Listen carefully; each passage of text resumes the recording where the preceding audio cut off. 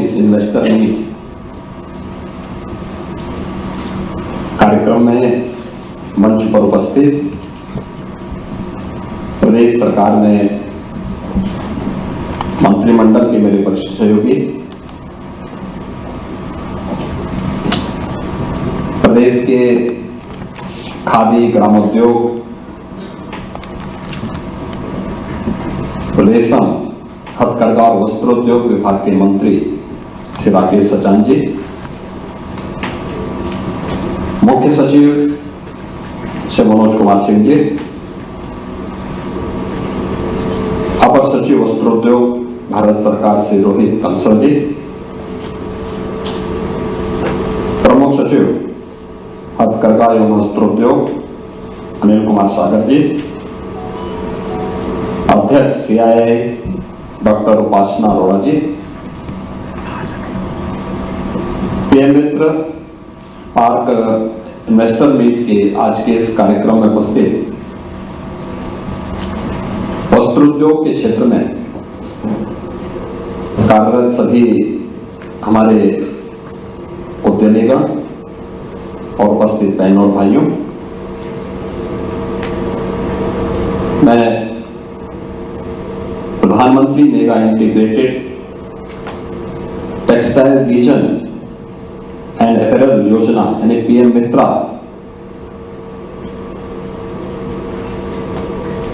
के लखनऊ यानी उत्तर प्रदेश के लिए स्वीकृत इस परियोजना के लिए आयोजित इस इन्वेस्टर मीट में आप सबका मैं हृदय से स्वागत करता हूं, अभिनंदन करता हूं। मेरे लिए यह अत्यंत महत्वपूर्ण हो जाता है कि आदरणीय प्रधानमंत्री जी के विजन, जिन्होंने भारत को टेक्सटाइल के हब के रूप में स्थापित करने के जिस एक महत्वाकांक्षी योजना को आगे बढ़ाया है। मुख्यमंत्री के रूप में गुजरात और खासतौर पर सूरत को उन्होंने टेक्सटाइल के एक हब के रूप में स्थापित किया। अपने उसी विजन को उन्होंने देश के अंदर दुनिया की इस आवश्यकता की पूर्ति की एक नए हब के रूप में स्थापित करने के लिए जो देश के अंदर 7 PM मित्रा पार्क स्वीकृत किए हैं, उनमें से एक लखनऊ में है और यह देश के अंदर स्वीकृत 5 PM मित्रा पार्क में से एकमात्र पार्क है जो राज्य की राजधानी में स्थापित हो रहा है। और यहां पर भी हम लोगों ने बेहतरीन कनेक्टिविटी के साथ ही इस PM मित्रा पार्क के लिए 1000 एकड़ से अधिक लैंड को वहां पर आरक्षित करते हुए अपने प्रस्तावों को, इसकी DPR की प्रक्रिया को आगे बढ़ा दिया है। और इस दृष्टि से आज आप यहां पर आए हैं, मुझे इस पर बहुत प्रसन्नता है कि आज इसमें आपको अलग अलग सत्रों में वस्त्र उद्योग की संभावनाओं को लेकर के इस क्षेत्र में उत्तर प्रदेश क्यों महत्वपूर्ण है, इन सभी विषयों पर चर्चा करने और PM मित्रा पार्क की लखनऊ की उपयोगिता और इसमें होने वाले निवेश के बारे में बहुत कुछ जानने और सीखने का एक अवसर प्राप्त होगा। उत्तर प्रदेश, जैसा कि आप नाम से ही स्वयं अनुमान लगा सकते हैं, देश की आबादी का सबसे बड़ा राज्य है। 25 करोड़ की आबादी अकेले उत्तर प्रदेश में निर्भर करती है। लेकिन उत्तर प्रदेश ही नहीं बल्कि एक बहुत बड़ी आबादी नेपाल, भूटान, राज्यों में बिहार, झारखंड, मध्य प्रदेश, राजस्थान, उत्तराखंड, यहां की एक बड़ी आबादी अपनी आवश्यकताओं के लिए उत्तर प्रदेश पर निर्भर करती है। यानी आज के दिन पर अगर आप कह सकें तो दुनिया का सबसे बड़ा उपभोक्ता बाजार अगर कहीं पर है तो उत्तर प्रदेश है, और उत्तर प्रदेश में है। जो जीवन की 3 महत्वपूर्ण आवश्यकताएं होती हैं उनमें से वस्त्र भी एक महत्वपूर्ण आवश्यकता है, और आज के समय में हम अगर उसके अनुरूप मार्केट की डिमांड के अनुसार उस प्रकार की एक व्यवस्था दे सकें, एक ही स्थान पर यहां पर बुनाई भी हो, रंगाई भी हो, छपाई भी हो और उसकी पैकेजिंग भी हो, उसकी डिजाइनिंग भी हो, ये सभी कार्य एक ही स्थान पर करने की सुविधा अगर कोई दे सकता है तो वह पीएम मित्रा पार्क दे सकता है। और इस दृष्टि इस अवसर के लिए आप सबको आमंत्रित करते हुए मुझे अत्यंत प्रसन्नता की अनुभूति हो रही। इस कार्यक्रम के पहले मैंने यहां पर अलग अलग फील्ड से जुड़े हुए उत्तर प्रदेश के इन्वेस्टर से भी एक सामान्य मुलाकात मेरी हुई थी, जिसमें अडानी पोर्ट से, यहां पर आपके ग्रेटर नोएडा से आए हुए श्री ललित ठकुराल से, कर्नल एस कपूर से, 9 हाइजीन केयर से श्री अमर तुलसियान से, राजलक्ष्मी कॉटन मिल्स से श्री रजत जयपुरिया से, जीएसएल स्पिनर से श्री संदीप खंडेलवाल से, श्री अजय लोहिया, श्री रमेश जैन, श्री राजीव अग्रवाल, श्री संजय जैन और श्री दिवाकर मारी, इन सभी के साथ अभी मेरा एक संवाद भी हो रहा था। उत्तर प्रदेश सरकार ने अपने यहां इन्वेस्टमेंट के लिए एक बहुत सकारात्मक माहौल पिछले 8 वर्ष के अंदर हम लोगों ने तैयार किया, और सकारात्मक माहौल हर प्रकार से जो भी होगा पॉलिसी के अंदर होगा, पॉलिसी के दायरे में होकर होगा। इसके लिए 33 सेक्टोरियल पॉलिसीज के साथ उत्तर प्रदेश देश का पहला राज्य है जिसके पास इतनी पॉलिसीज हैं अलग अलग सेक्टर से जुड़ी हुई। इन्वेस्टर की सुविधा के लिए हम लोगों ने यहां पर सिंगल विंडो को प्रभावी ढंग से लागू किया है, और देश का सबसे बड़ा सिंगल विंडो का प्लेटफॉर्म निवेश मित्र के नाम पर उत्तर प्रदेश में है, जिसके माध्यम से हम 500 से अधिक क्लियरेंस एक प्लेटफॉर्म पर उपलब्ध करवाने का कार्य कर रहे हैं। एमओयू मॉनिटरिंग के लिए भी निवेश सारथी का उपयोग करते हुए हम इस प्रक्रिया को आगे बढ़ा रहे हैं। नियमित रूप से कहीं भी कोई प्रक्रिया अपनानी हो, सीनियर अधिकारियों के साथ साथ मैं स्वयं भी इस मामले में समय समय पर इसकी समीक्षा करता हूं कि किस क्षेत्र में कौन से एनओसीज में क्या समस्या आ रही है और उस समस्या का कारण क्या है, उसके निवारण के मार्ग भी हम लोग वहां पर निकालते हैं। और मुझे अच्छा लगा कि यहां पर आज जिन लोगों ने यहां पे पहले उत्तर प्रदेश की अलग अलग पॉलिसीज में यहां पे निवेश किए थे, उन्हें आज यहां पर 2017 की पॉलिसी के अंतर्गत जो निवेश हुआ था श्री अमर तुलसियान का 9 लिमिटेड गोरखपुर से, उनको भी, और श्री रजत जयपुरिया ये राजलक्ष्मी कॉटन मिल्स ये गौतम बुद्ध नगर से, इन्हें इनका इंसेंटिव भी यहां पर आज वितरित हुआ है। ऐसे सैकड़ों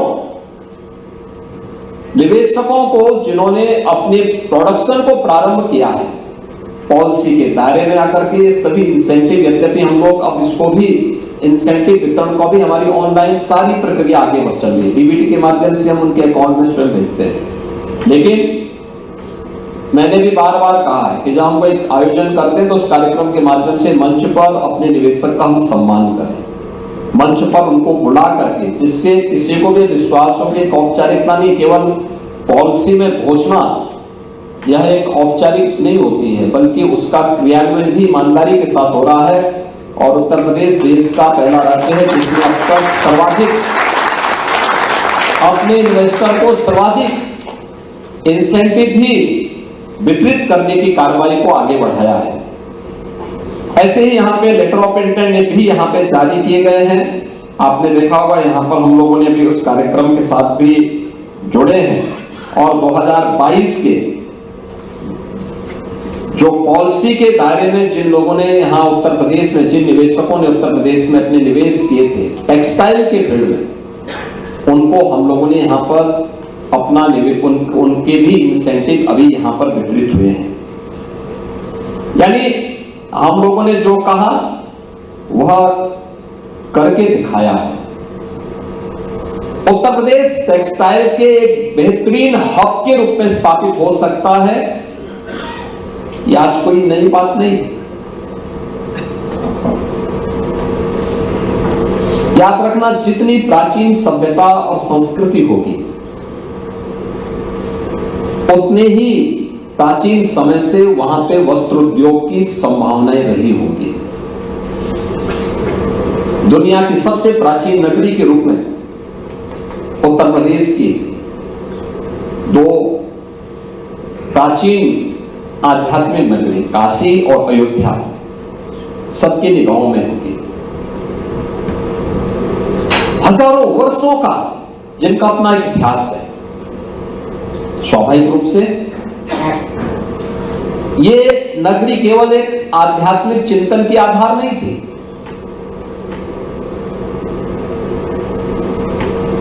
ये जितने भी हमारे प्राचीन आध्यात्मिक स्थल थे, ये केवल संस्कृति की जिससे आगे नहीं बढ़ी थी, बल्कि इन्होंने समृद्धि को भी एक नई ऊंचाई तक पहुंचाने में योगदान दिया था।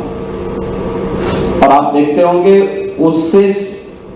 उसमें या उसके सटे हुए क्षेत्र में टेक्सटाइल की अनंत संभावनाएं पहले से छुपी रही है।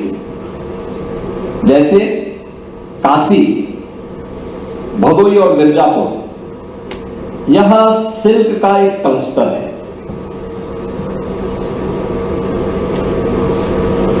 वाराणसी साड़ी, कौन से ऐसे भारतीय परिवार होंगे जिन परिवारों में किसी मांगलिक कार्यक्रम में वाराणसी की साड़ी लोगों की पसंद न बनती हो। कारपेट, वाराणसी, भदोही और मिर्जापुर का कारपेट आज फिर से वह पुनर्जीवित हुआ है। अयोध्या में अगर आप आएंगे तो अयोध्या के साथ अंबेडकर नगर जनपद ये अपने बेहतरीन हैंडलूम के लिए और वहां पे वस्त्र उद्योग के लिए जाना जाता रहा है। ऐसे ही आप किसी भी ऐसे प्राचीन क्षेत्र में आप जाएंगे, वहां पे आपको देखने को मिलेगा कि अगर लोगों के लिए निवास के लिए आवास की आवश्यकता थी, कनेक्टिविटी के लिए हो सकता है कि ब्रिजेस उस समय न बन पाए हो, लेकिन लोगों ने जल मार्ग का उपयोग उस समय भी किया था। वाटरवे उस समय थे, साधन माध्यम दूसरे हो सकते हैं,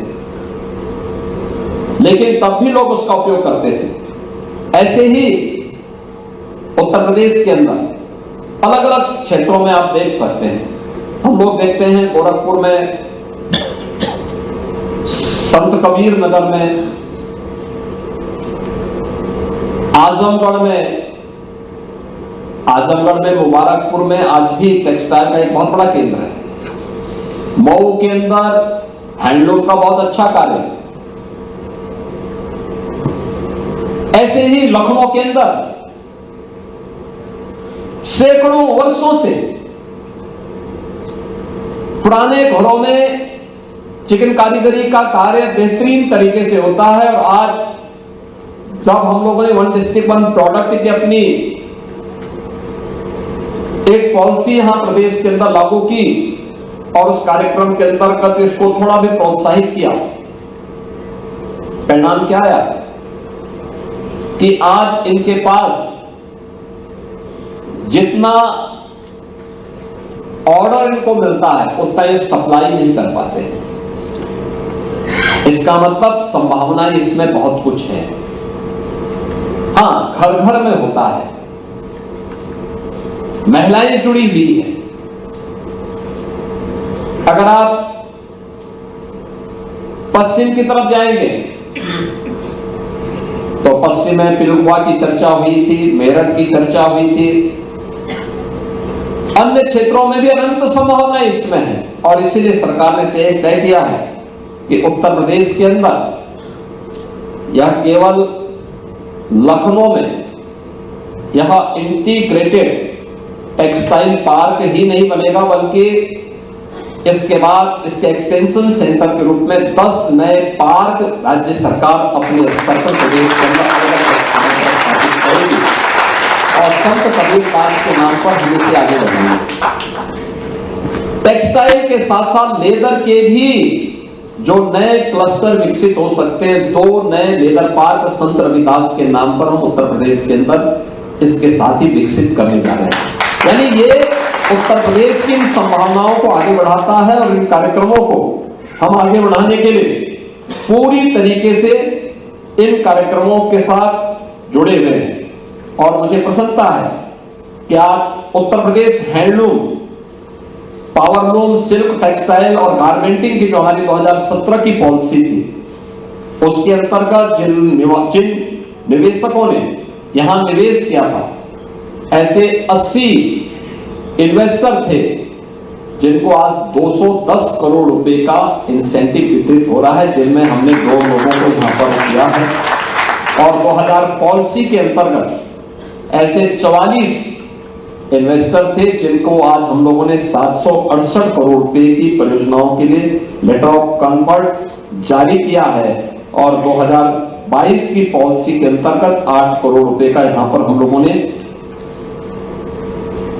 उन्हें उनका इंसेंटिव भी वितरित किया है। पीएम मित्रा पार्क के लिए 700 करोड़ रुपए के 2 एमओयू भी यहां पर आज एक्सचेंज हुए हैं। पीएम मित्रा पार्क के बारे में जो आदरणीय प्रधानमंत्री जी ने यहां पहले ही बात कही थी कि हम लोग इसको 5F से जोड़ेंगे, यानी farm to fibre, fibre to factory, factory to fashion और फैशन टू फॉरेन, यानी हम इसको एक्सपोर्ट भी कर सकते हैं।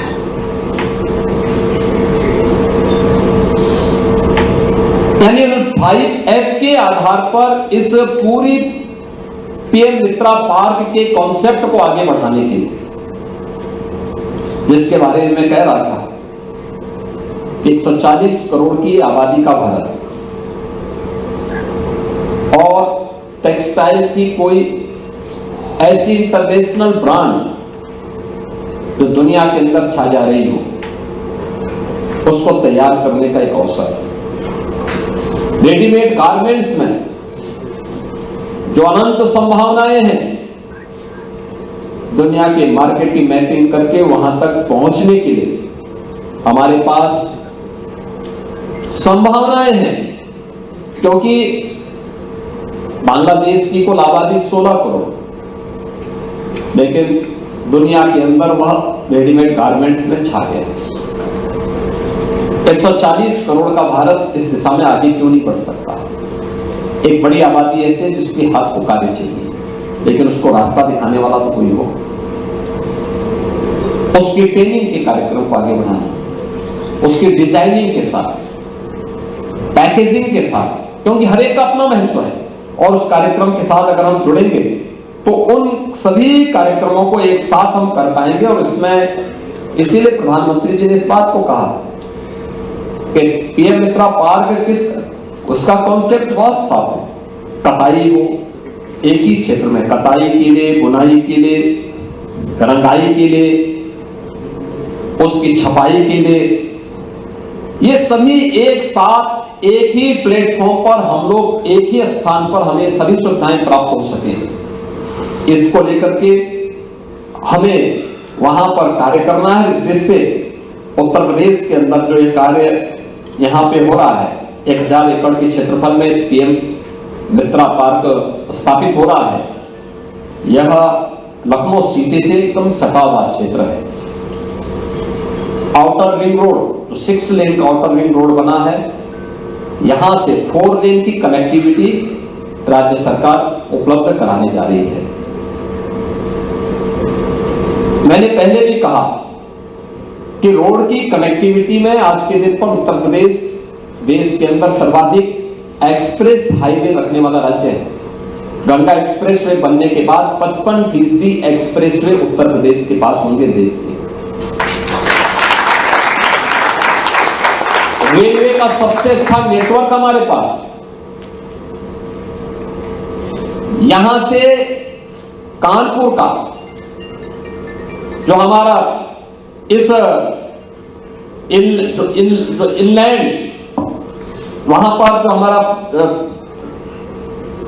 यानी उत्तर प्रदेश का, हम लोग यहां पे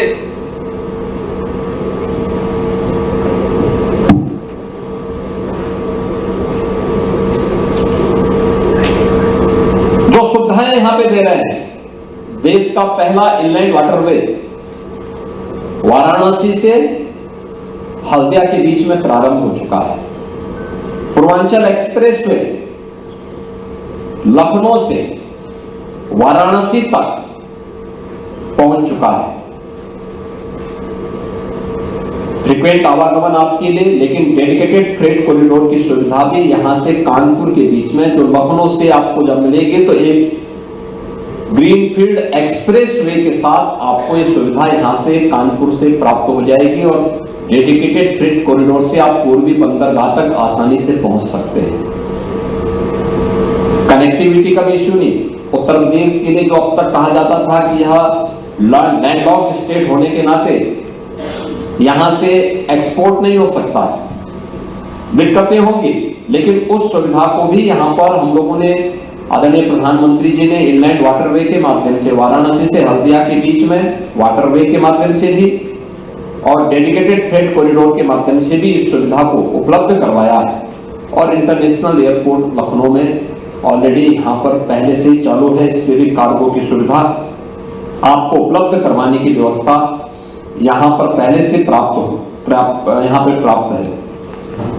लखनऊ का हमारा जो ये पीएम मित्रा पार्क है, इसके लिए पहले से ही 83 MOU, जिसमें 3800 करोड़ रुपए के प्रस्ताव हमें पहले से प्राप्त हो चुके हैं।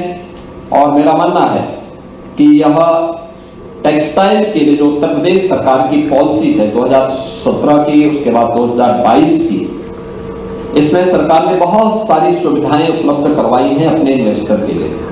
तो इन्वेस्टर के लिए गवर्नमेंट की पॉलिसी भी है, हमारे पास लैंड बैंक भी है, कनेक्टिविटी भी है और कानून व्यवस्था की बेहतरीन स्थिति भी उत्तर प्रदेश के अंदर है, जो आपको न केवल सुरक्षा प्रदान कर रहा है बल्कि आपकी पूंजी को भी पूरी तरह सुरक्षा प्रदान करता है।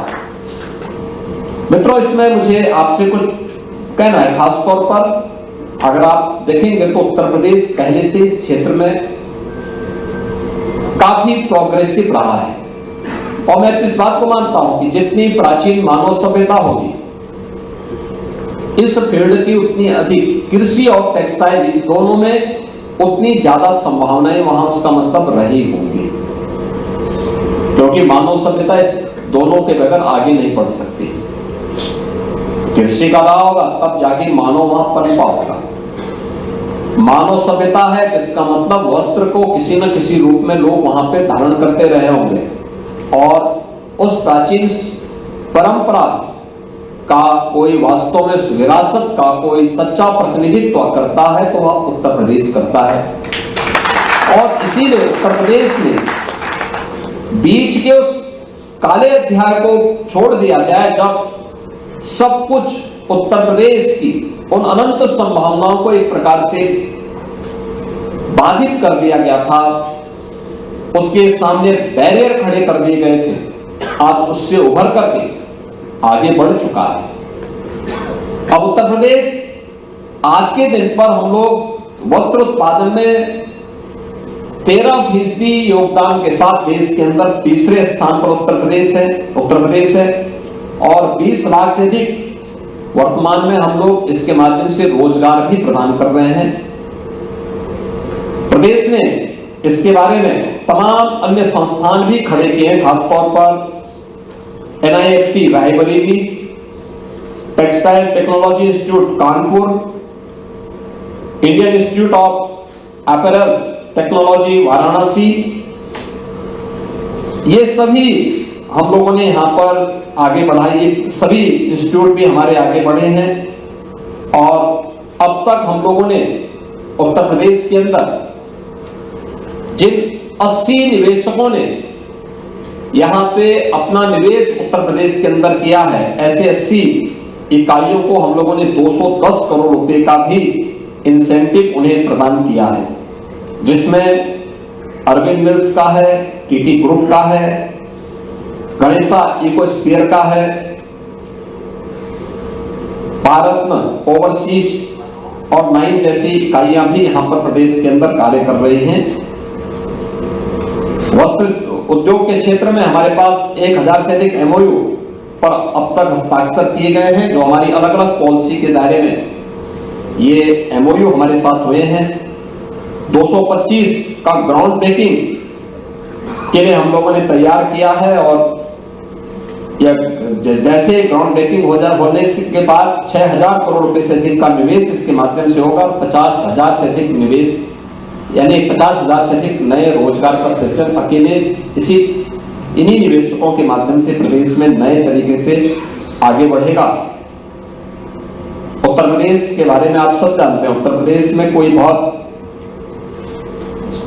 आपसे कुछ भी अपरिचित नहीं है। आज के दिन पर यह देश की सबसे बड़ी उभरती हुई अर्थव्यवस्था बनकर के आगे बढ़ी है। अपने बेहतरीन इंफ्रास्ट्रक्चर के साथ साथ उत्तर प्रदेश ने आज हर एक फील्ड में प्रधानमंत्री जी के विजन के अनुरूप एक नए भारत के नए उत्तर प्रदेश के रूप में उभरा है। आज देश की नंबर 2 की अर्थव्यवस्था बन चुका है और 2029 तक उत्तर प्रदेश को $1 ट्रिलियन की इकोनॉमी बनाने के जिस विजन के साथ उत्तर प्रदेश कार्य कर रहा है, मेरा अनुमान है कि यह स्पीड यहां के स्केल के माध्यम से हम लोग एक समय सीमा के अंदर प्राप्त कर लेंगे और यह निश्चित ही इसमें उत्तर प्रदेश को कहीं कोई यहां पे समस्या नहीं आने वाली है।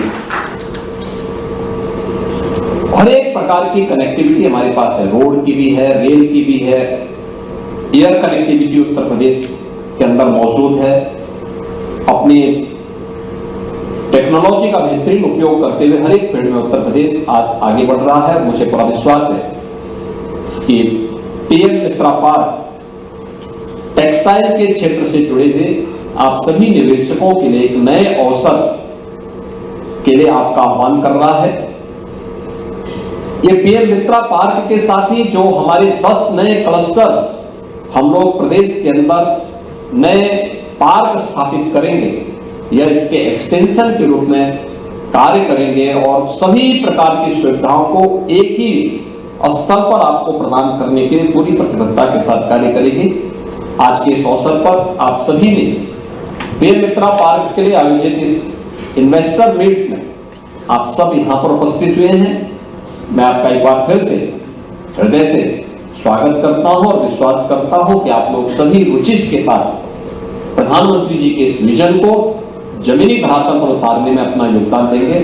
आप सबके प्रति मेरी मंगलमय शुभकामनाएं। धन्यवाद।